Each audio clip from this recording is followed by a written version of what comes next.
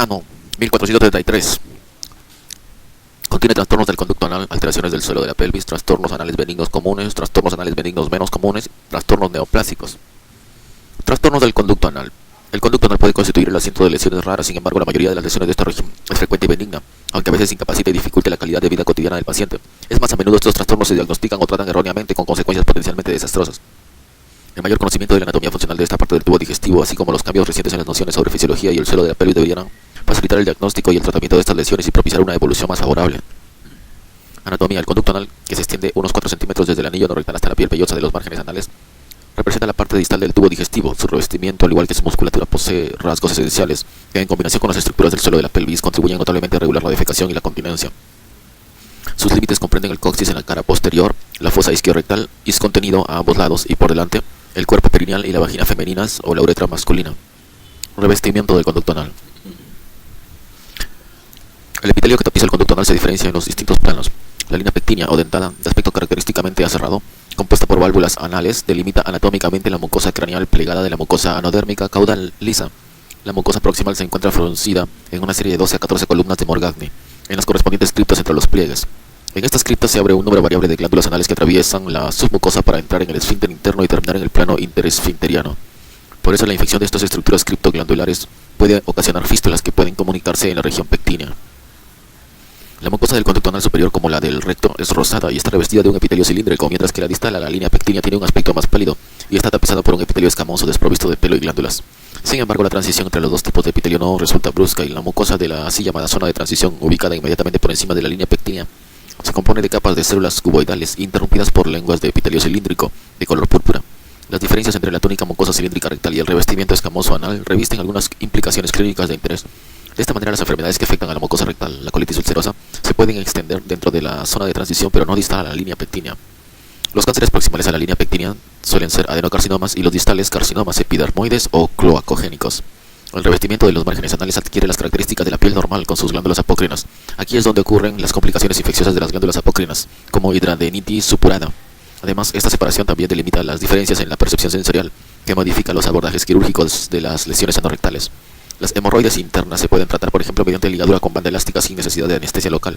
La extirpación de las hemorroides externas exige la aplicación de anestesia local sobre la piel perianal sensible. Musculatura del conducto anal. La musculatura del conducto anal con su aparato esfinteriano representa el canal muscular terminal del tubo digestivo y se puede concebir como dos estructuras tubulares superpuestas. El componente interno es la continuación de la capa circular lisa del recto que forma el esfínter interno grueso y redondo que termina 1,5 centímetros por debajo de la línea pectínea. Algo craneal al esfínter externo, surco interesfinteriano. El componente externo es una lámina continua del músculo estriado que forma el suelo de la pelvis y está integrado por el músculo elevador del ano, el músculo puborectal y el esfínter externo. Como en la figura que muestra dos dibujos, el mecanismo del conducto anal se basa en dos componentes, visceral y somático, cada uno de ellos de forma tubular. El tubo visceral está rodeado de un tubo de músculo esquelético que mantiene la continencia. En el primer dibujo, representación esquemática del componente muscular esquelético. Ahí vemos arriba, en los dos vamos a ver los músculos elevadores del ano y también en los dos vamos a ver el músculo puborectal, que es el que va a cerrar, y también el músculo esfínter externo. Pero en el B, disposición combinada tras la inserción de un componente visceral simple. Aquí vamos a encontrar, vamos a poder ver el músculo longitudinal del recto y más dentro el esfínter interno. Luego, más adentro, capa longitudinal del conducto anal. Externamente del músculo longitudinal del recto, una víscera genitourinaria. Bueno, estábamos hablando del esfínter externo. Este último tiene forma elíptica y rodea el conducto anal y el esfínter interno terminando más allá de él en una región subcutánea. Las otras dos partes, a saber, las divisiones superficial y profunda, constituyen una única unidad muscular que se continúa por arriba con los músculos puborectal y elevador del ano. El esfínter externo y los músculos bulbo esponjoso y transverso del periné se reúnen en el centro del periné para dar el cuerpo perineal.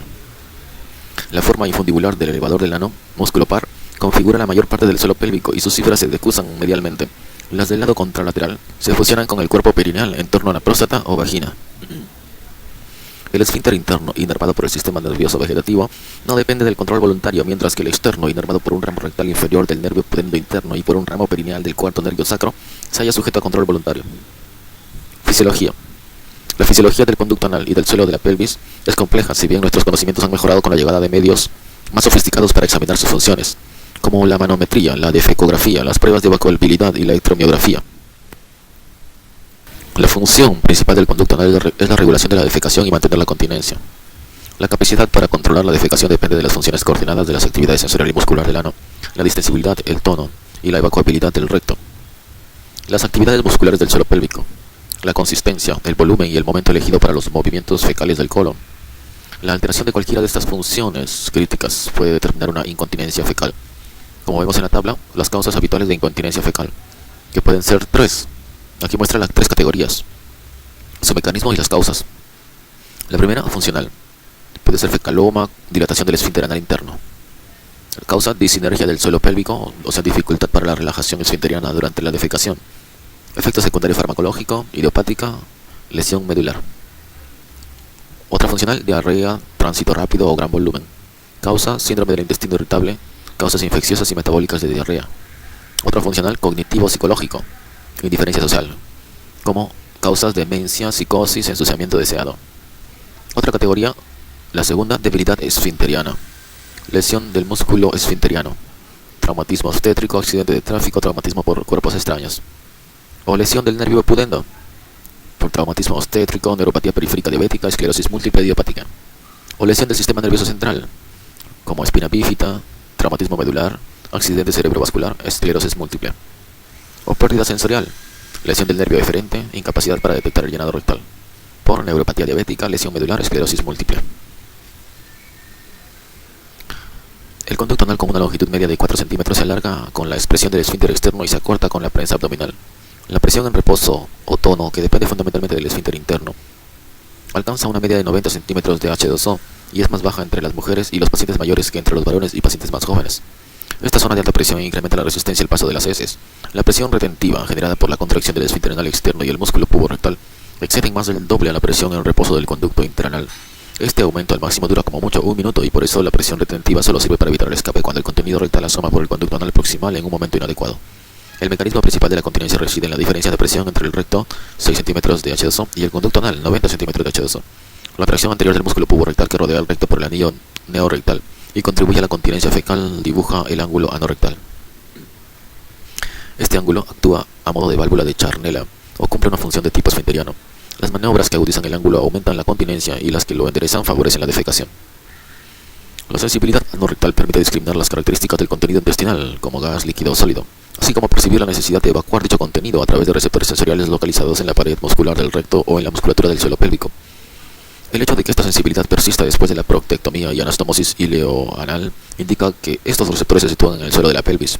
Para que el contenido intestinal llegue al conducto anal y sea discriminado, debe relajarse el esfínter interno mientras se distiende y contrae el recto, reflejo inhibitorio rectoanal. Este reflejo depende de neuronas inhibitorias del plexo mientérico que inervan el esfínter interno, así como de nervios intramurales y neurotransmisores. La relajación pasajera del esfínter anal interno pone el contenido rectal en contacto con la mucosa sensitiva del conducto anal proximal para que pueda reconocerlo. Otros factores esenciales para la continencia son la distensibilidad, el tono y la capacidad rectal, el llenado y vaciado rectales, y el volumen y la consistencia fecales. Evaluación diagnóstica del ano. La evaluación sistemática de los trastornos anorectales se basa en una anamnesis y exploración física cuidadosas del conducto anal antes de solicitar pruebas de laboratorio complejas. Anamnesis. Los síntomas esenciales son el sangrado, el dolor, la secreción, o sea, mucosa y purulenta o fecal, y las anomalías del ritmo intestinal. Hay que registrar en la anamnesis también las enfermedades asociadas, la medicación, los antecedentes familiares, la existencia o no de diátesis hemorrágica y la exposición a través de viajes o contactos sexuales. El sangrado es un síntoma inicial frecuente de las lesiones benignas y malignas del ano y del intestino grueso. Los detalles sobre el tipo de hemorragia ayudan a separar los trastornos anorectales de los del intestino grueso. El interrogatorio sobre el tipo de hemorragia debe incluir si la sangre es oscura o rojo brillante o se acompaña de coágulos, si se mezcla con la deposición o aparece separada de ella, y si gotea en la taza de retrete o solo se ve al limpiarse con el papel higiénico. La sangre que gotea separada de las heces o de color rojo brillante suele provenir de hemorroides internas sangrantes. La sangre que se ve en el papel higiénico puede acompañar a una enfermedad hemorroidal leve, pero también a las fisuras anales. Los coágulos o melenos indican una hemorragia del colon o de un lugar más proximal respectivamente. Pese a que una anamnesis cuidadosa puede revelar la causa concreta del sangrado, en todos los casos debe efectuarse una evaluación intestinal proximal para descartar otras anomalías más graves como un cáncer. Esta medida cobra particular importancia si no se confirma ningún foco hemorrágico en la exploración. El paciente corre más riesgo de cáncer por la edad o los antecedentes familiares, o la hemorragia no remite de inmediato después de tratar el supuesto foco. En caso de duda hay que evaluar la parte proximal del intestino. El dolor anorectal que sucede durante o inmediatamente después de la defecación y tiene un carácter grave suele acompañar a la fisura anal. El dolor relacionado o no con la defecación de naturaleza pulsátil se da más en los abscesos o fístulas con un drenaje inadecuado. Cuando el dolor no tiene nada que ver con la defecación, lo más probable es una proctalgia fugaz o síndrome del elevador del ano, trastorno que se caracteriza por episodios dolorosos de corta duración, de menos de 20 a 30 minutos, que suelen ocurrir por la noche y se alivian paseando, con baños calientes o con otras maniobras. Para verificar los cambios del ritmo intestinal hay que efectuar un interrogatorio cuidadoso sobre el patrón defecatorio previo. De hecho, el estreñimiento puede significar trastornos diferentes para los distintos pacientes y conviene saber si el trastorno es de origen reciente o crónico para establecer las pruebas oportunas. Expresión física. El decúbito lateral izquierdo con las nalgas sobresaliendo ligeramente del borde de la mesa y el decúbito prono en navaja facilitan la evaluación de las lesiones anales.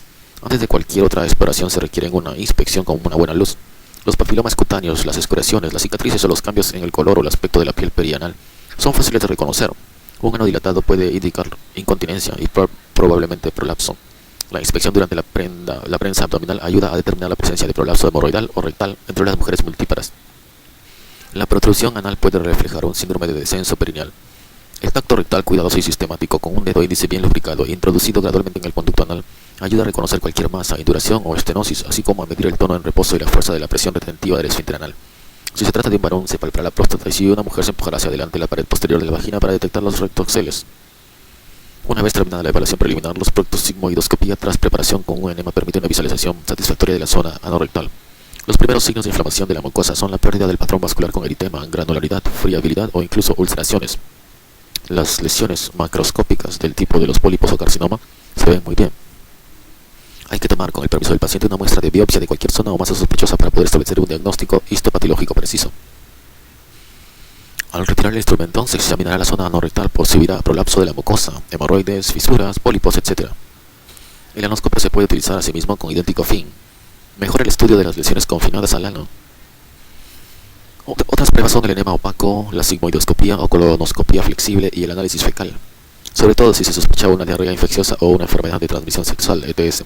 Los estudios especiales como la manometría, la defecografía y la electromiografía ayudan a evaluar la incontinencia anorrectal, el estreñimiento o cualquier otro trastorno del suelo pélvico. La ecografía y la resonancia magnética RM más recientes muestran resultados alentadores en el estudio de los procesos supurativos anorrectales. Las indicaciones y la utilidad de estas pruebas se exponen más adelante bajo cada uno de los trastornos. Alteraciones del suelo de la pelvis, incontinencia. Evaluación clínica. El control voluntario de la defecación resulta obviamente deseable. La incontinencia fecal suele ser invalidante. El estudio de la extensión y la naturaleza del problema se emprende separando la incontinencia verdadera, es decir, la evacuación completa de las heces sólidas, de la incontinencia menor, es decir, el manchado ocasional por escape o urgencia. El escape de moco de una hemorroide prolapsada o de un gran pólipo velloso secretor. La urgencia por la colitis o proctitis, la incontinencia por desbordamiento de un fecaloma se pueden confundir con la incontinencia verdadera. Una vez establecida la incontinencia verdadera, se medirá el grado de discapacidad preguntando al paciente si controla el paso de las ventosidades y las heces líquidas o sólidas, y qué repercusión tiene el trastorno en su vida y actividad. Como en la figura 51.2, estudio de la incontinencia fecal. EMG, electromiografía. Primero, el paciente refiere a incontinencia fecal, entonces anamnesis, uso de compresas, cambios de ropa interior, reclusión, antecedentes obstétricos. Luego, exploración, fecaloma, cicatriz perianal, defecto esfinteriano, ano dilatado, descenso perineal, prolapso. Luego, manometría anal direccional. Este puede resultar en vectores simétricos de presión o vectores asimétricos de presión. Si tenemos vectores simétricos de presión, puede ser perfil normal de presión o perfil bajo de presión. Si es perfil normal de presión, entonces esfínter normal, reconsiderar la diarrea, el fecaloma o las lesiones anorrectales. Si es perfil bajo de presión, electromiografía. Si es normal, reconsiderar las lesiones del esfínter, prolapsos ocultos. Si es anormal, incontinencia neurógena. O también la manometría anal direccional nos puede dar vectores asimétricos de presión. Entonces electromiografía puede ser normal, entonces lesión del esfínter, o anormal, lesión esfinteriana y nerviosa. Cualquiera de las dos es ecografía endoanal. La incontinencia focal puede ser multifactorial, por eso durante la anamnesis se indagará por las posibles causas y trastornos gastrointestinales asociados durante la anamnesis.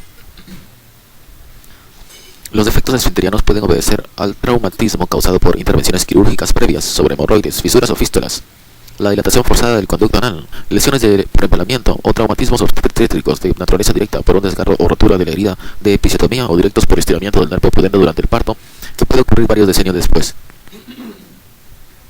Otras posibles causas son el daño por radiación, las enfermedades primarias del ano, el envejecimiento y los procesos neurógenos. Si coexisten otros signos neurológicos o factores de riesgo, entonces se efectuará un estudio neurológico más extenso.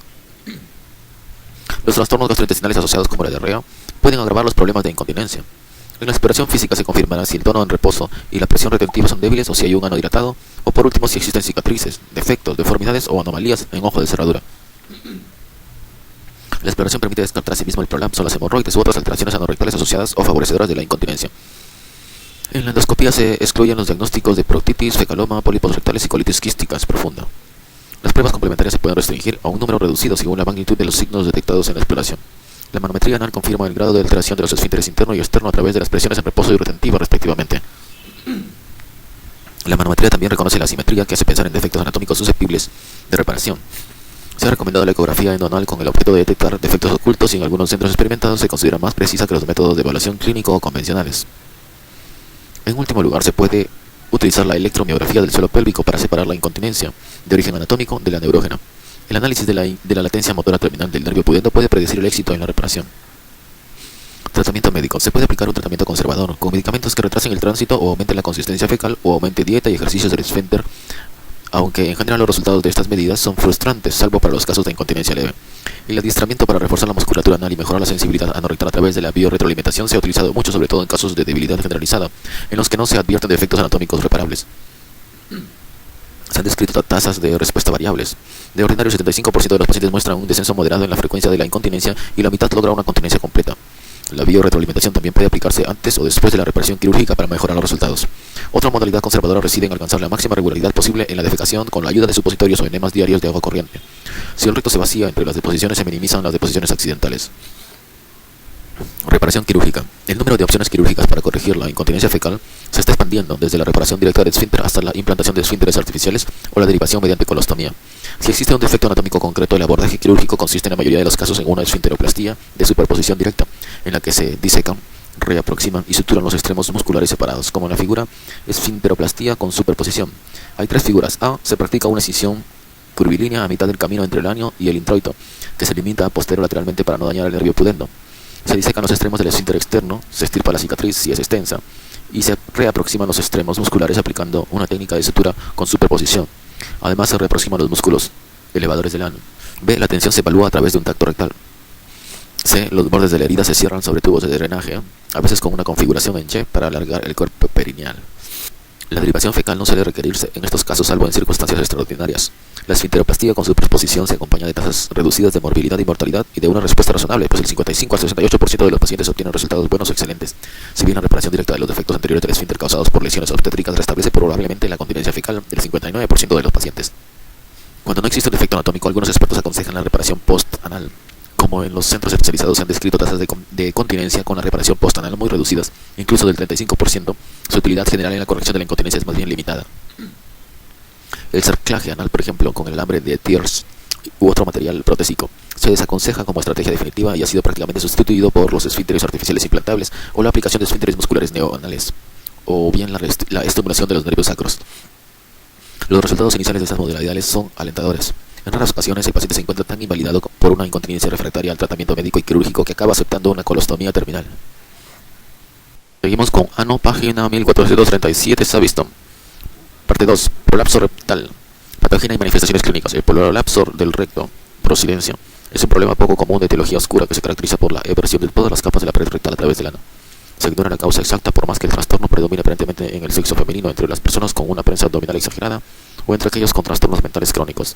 El embarazo y el parto carecen de importancia, ya que esta lesión se da entre los varones y también entre mujeres nulíparas. Según algunos estudios, el prolapso rectal obedecería a la invaginación o repliegue del recto o del recto sigma. A medida que la invaginación avanza caudalmente, su contenido va tirando paulatinamente de la pared superior del recto y saltándolo de sus inserciones sacras y laterales. Si se continúa la prensa abdominal, el intestino continúa vaginándose hasta que la unión mucocutánea primero y toda la pared del recto después asoma por completo al exterior.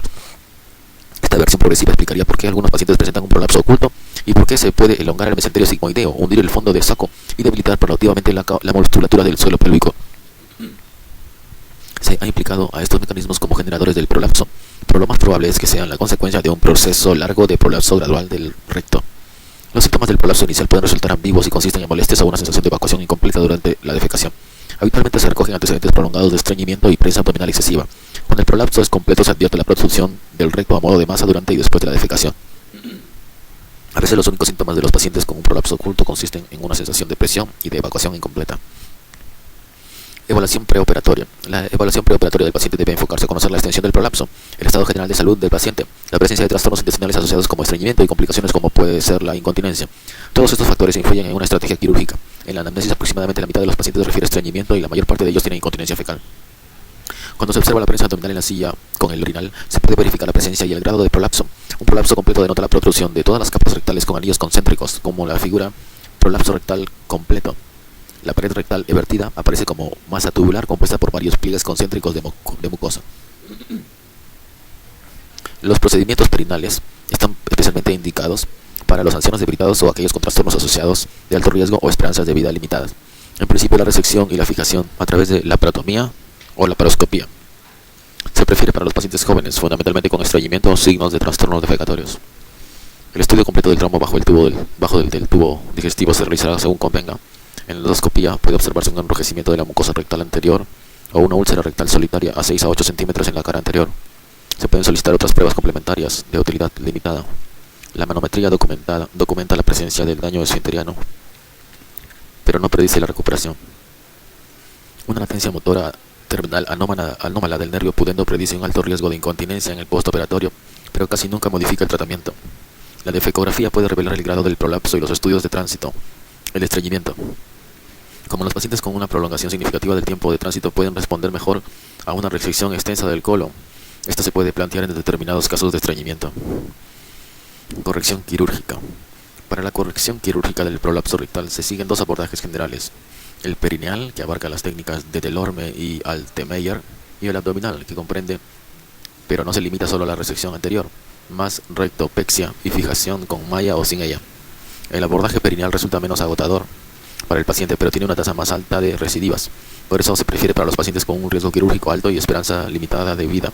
El abordaje abdominal se prefiere para los pacientes jóvenes sanos porque toleran la intervención de bajo riesgo y la probabilidad de recidiva con necesidad de reintervención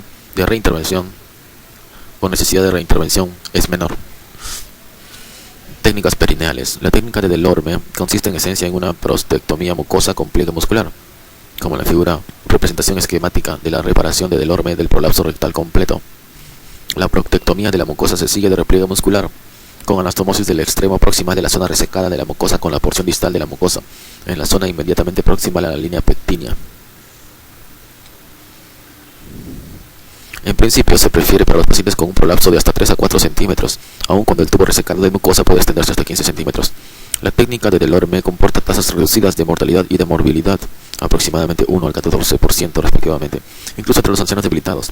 La incontinencia de hasta un 69% de los pacientes mejora. No es raro que el prolapso recidive y con toda probabilidad su incidencia se infravalora, puesto que esta intervención se aplica a pacientes con esperanzas limitadas de vida, es decir, con seguimientos cortos. La técnica de Altemeyer se parece a la de Delorme. Sin embargo, en lugar de la resección de la mucosa se efectúa una resección de todas las capas rectales que se inicia 1 o 2 centímetros por encima de la línea pectínea. Se extirpan el intestino y el mesenterio asociado. Como se penetra en la cavidad pélvica, hay que evitar la lesión del intestino delgado.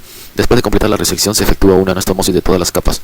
Si el paciente sufre incontinencia se puede agregar una aplastía del elevador a la resección. Los resultados se parecen a los que se han descrito con la técnica de Delorme. Técnicas abdominales. Las opciones abdominales incluyen la resección intestinal y rectopexia, con malla o sin ella, bien aisladas o combinadas. Para las intervenciones abdominales se requiere la movilización completa del recto. Existe un debate acerca de si deben o no preservarse los pedículos laterales.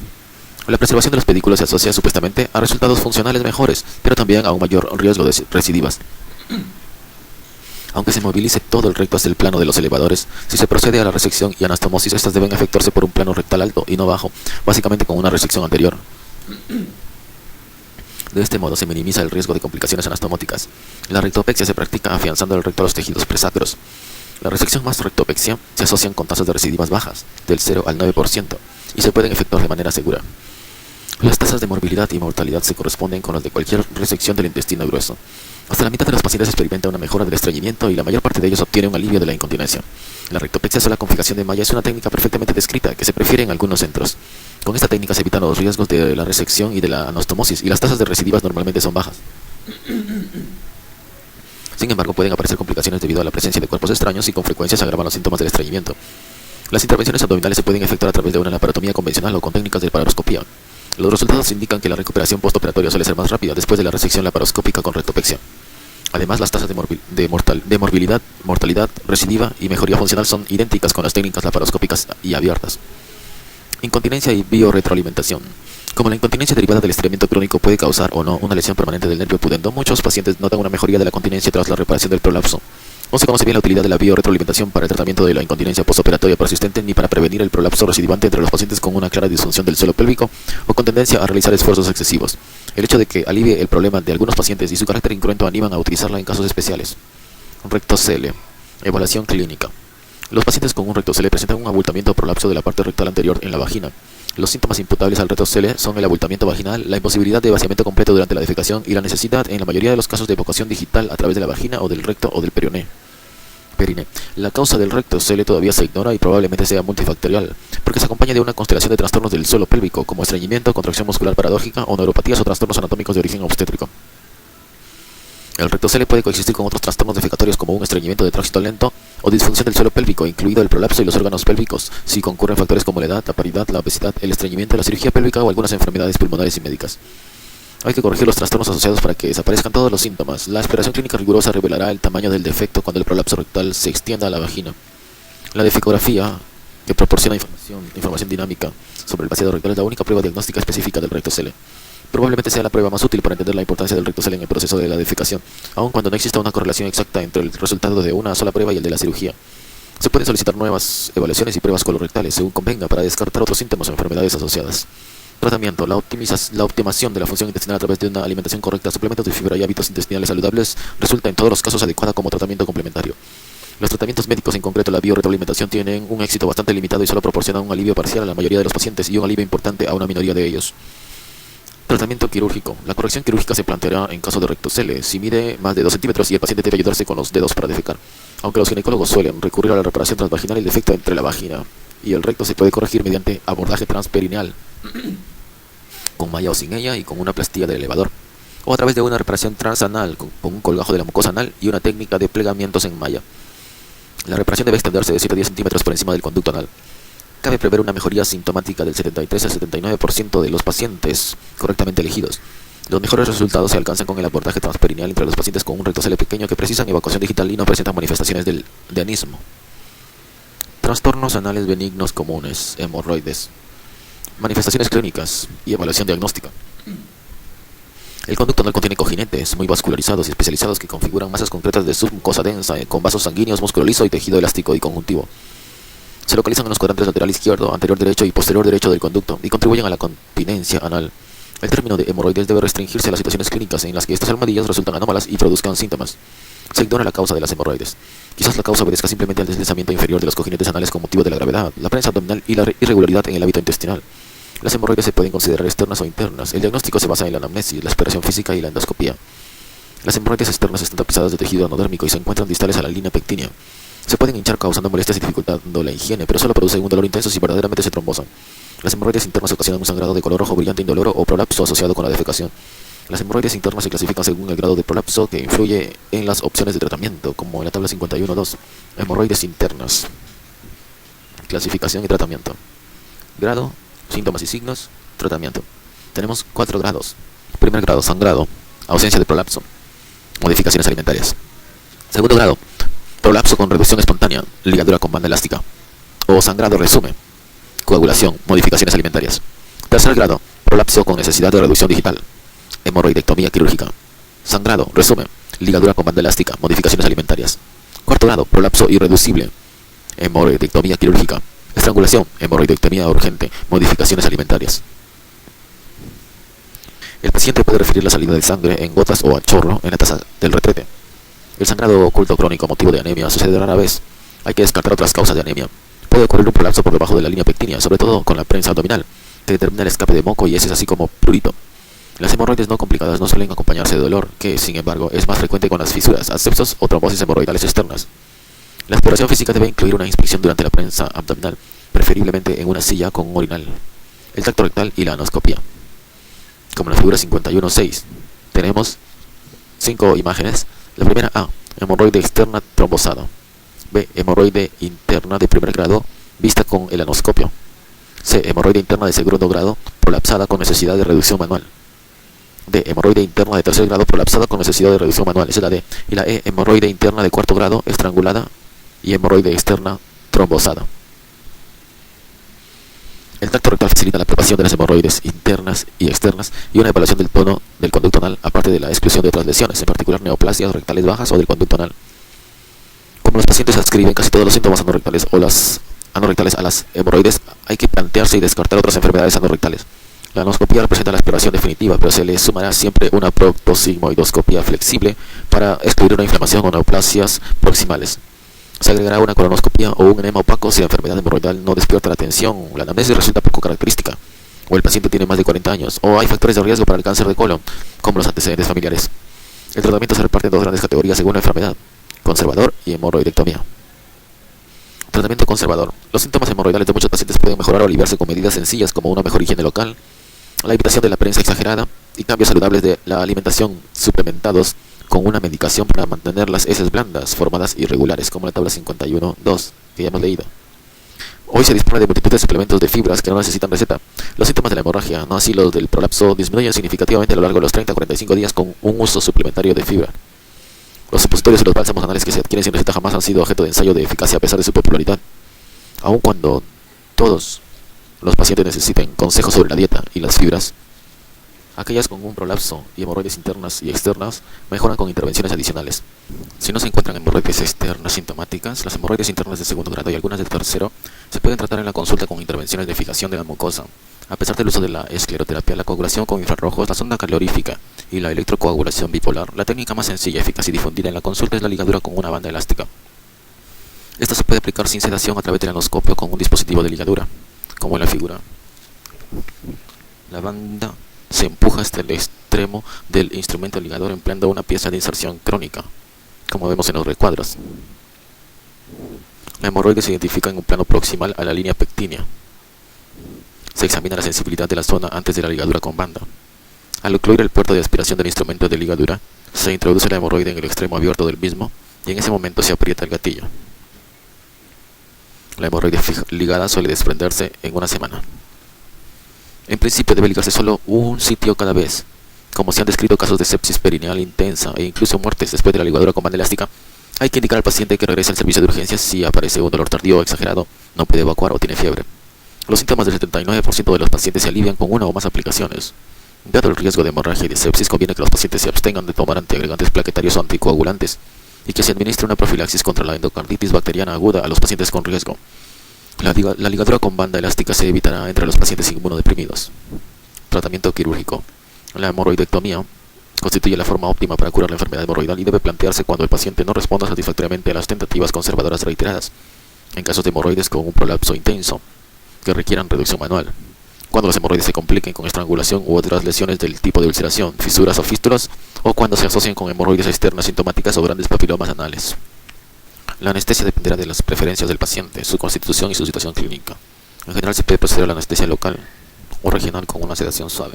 Si existen hemorroides externas simples y trombosadas, lo mejor es extirparlas en la consulta en las primeras fases de la enfermedad, durante el periodo de máximo dolor, como en la figura 51.8.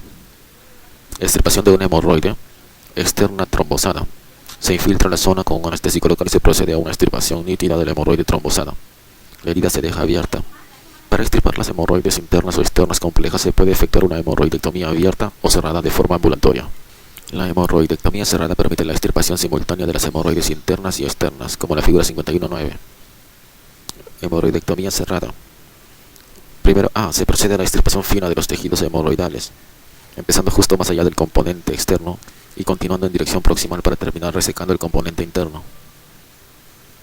B. Los músculos esfinterianos se preservan, disecando solo los tejidos superficiales a ellos. C. Se procede a la transficción del pedículo y se cierra el defecto con una sutura absorbible continua. El estudio preoperatorio determina el número y la localización de las hemorroides que deben extirparse. En general se identifican 3 paquetes en las posiciones anterior derecha, posterior derecha y lateral izquierda. El uso de un gran retractor quirúrgico a través del endoscopio, como el de Fansler, permite preservar suficiente tejido endodérmico para evitar la complicación tardía de estenosis anal. Las complicaciones postoperatorias comprenden fecaloma, infecciones, retención urinaria y rara vez sangrado arterial. De forma característica, el paciente se recupera lo suficiente como para reanudar su vida laboral al cabo de 1 a 2 semanas. Como alternativa a la técnica cerrada, las heridas quirúrgicas se pueden dejar abiertas para disminuir el dolor postoperatorio, aunque a expensas de un mayor periodo de cicatrización. Se están utilizando técnicas y tecnologías más novedosas para tratar quirúrgicamente las hemorroides con la promesa de una reducción del dolor postoperatorio. Entre los nuevos tratamientos destacan la aplicación de ultrasonidos o energía eléctrica controlada, Harmonic Scalpel y LigaSure, respectivamente, y una nueva técnica quirúrgica para la escisión del tejido hemorroidal. Las dos técnicas basadas en la aplicación de energía permiten eliminar el exceso de tejido hemorroidal y coagular o sellar los vasos sanguíneos al mismo tiempo, produciendo una lesión térmica colateral muy pequeña en los tejidos circundantes. Se cree que el menor traumatismo sufrido por la mucosa anal circundante y el esfínter anal subyacente permitirán reducir el edema y el dolor postoperatorios. En algunos estudios realizados en centros pequeños se han comparado estas dos nuevas técnicas con la hemorroidectomía excisional tradicional.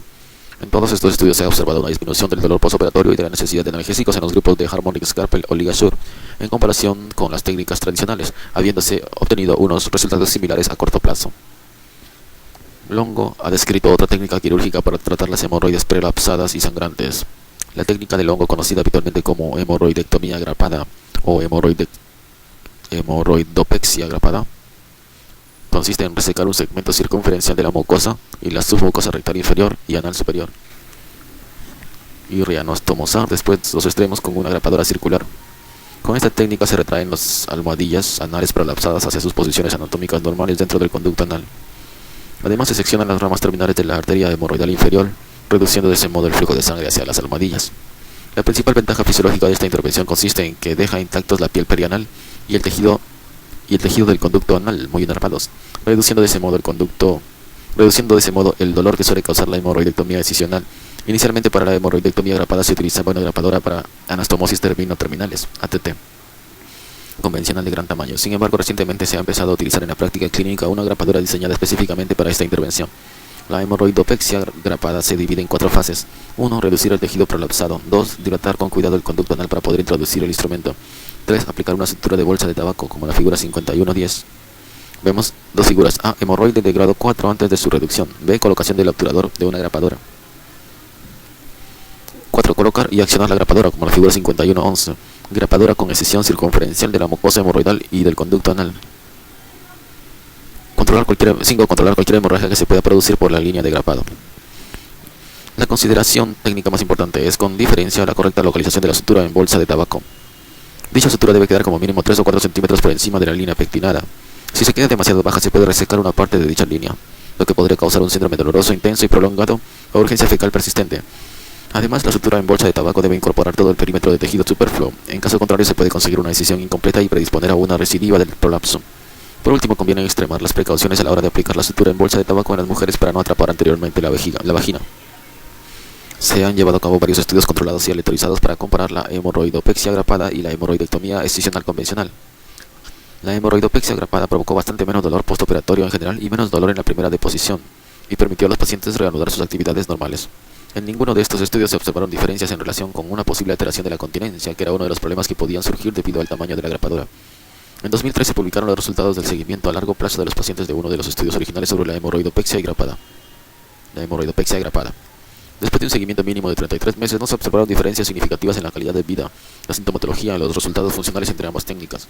Aunque la hemorroidopexia grapada parece una operación sencilla, puede causar algunas complicaciones graves como dehiscencia de la anastomosis, que obliga a practicar una colostomía, perforación rectal, infecciones pélvicas graves y obstrucción rectal aguda. Por estas razones se recomienda encarecidamente prepararse adecuadamente antes de empezar a usar esta técnica. Fisuras anales. Manifestaciones clínicas y evaluación diagnóstica. La fisura anal es la úlcera lineal de la mitad inferior del conducto anal, situada habitualmente en la comisura posterior en la línea media, como en la figura fisura anal posterior,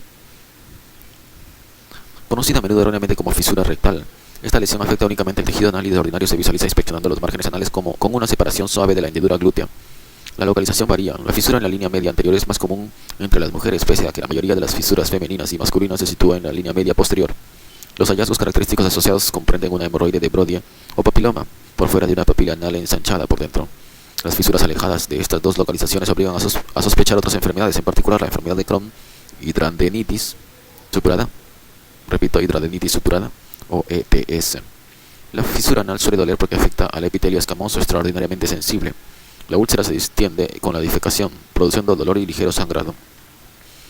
El diagnóstico se sustenta en los antecedentes característicos de dolor y sangrado con la defecación, sobre todo si se asocia con estreñimiento previo y se confirma mediante la inspección, apartando suavemente la zona posterior del ano. El tacto rectal y la exploración proctoscópica pueden ocasionar un dolor intenso y dificultar la visualización de la úlcera. Hay que efectuar un examen endoscópico, pero se puede aplazar de 4 a 6 semanas hasta que el dolor remita con el tratamiento conservador o hasta la cirugía si no hay respuesta al tratamiento médico. Savistón Ano, página 1444, parte 3. Patogenia. Se ignora la causa exacta de las fisuras anales.